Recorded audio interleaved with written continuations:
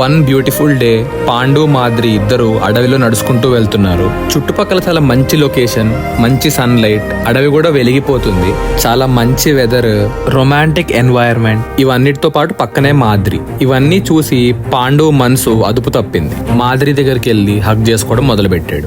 మాద్రి వద్దు అని వేడుకుంది. అతనికి ముని వల్ల వచ్చిన శాపాన్ని గుర్తు చేసింది.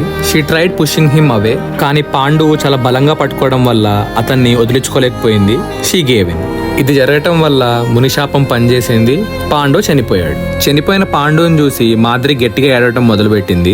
ఆ సౌండ్ ని కుంతి తొందరపడుతూ పరిగెత్తుకుంటూ అక్కడికి వచ్చింది. వచ్చి మాద్రిని, పాండు శవాన్ని చూసి అక్కడ ఏం జరిగిందో అర్థం చేసుకొని కుప్పకూలిపోయింది. అప్పుడు కుంతి మాద్రితో ఇలా అంది, మన భర్తకి మునిశాపం ఉందనే విషయం నీకు తెలుసు కదా, అలాంటప్పుడు రాజుతో ఏకాంతంగా ఉండకూడదనే విషయం నీకు తెలియదా? ఇన్ని రోజులు ఈ రాజుని చాలా జాగ్రత్తగా కాపాడుకుంటూ వచ్చాను, ఈ విషయం నువ్వు చూస్తూనే వచ్చావు కదా, మరి ఇంతకాలం లేని కోరిక మళ్ళీ పుట్టేలాగా ఎందుకు ప్రవర్తించావు అని అడిగింది. అప్పుడు మాద్రి ఏమందంటే, నేను రాజుని చాలా బ్రతిమాలాను, ఏడ్చాను, ఋషి శాపం కూడా గుర్తు చేశాను, అయినా ఆయన నుంచి విడిపించుకోలేకపోయాను, ఇది జరగకుండా ఆపలేకపోయాను అని ఏడ్చింది. అప్పుడు కుంతి ఏమందంటే, ఏమైనా మహారాజు నీ కౌగిల్లో ఆనందం పొందుతూ నిన్ను చూస్తూ ప్రాణం వదిలాడు, నువ్వు నాకంటే అదృష్టవంతురాలివి, కానీ నేను ఆయన పెద్ద భార్యని, ఆయనకి సంబంధించిన వరకు ఏ బాధ్యతల మీదైనా నాకే ఎక్కువ అధికారం ఉంది, సో నేను కూడా ఆయన దగ్గరికి వెళ్ళిపోతాను, ఆయనతో సహగమనం చేస్తాను, నువ్వు మన పిల్లల్ని జాగ్రత్తగా చూసుకో అని చెప్పింది. అప్పుడు మాద్రి ఒప్పుకోకుండా ఇలా అంది,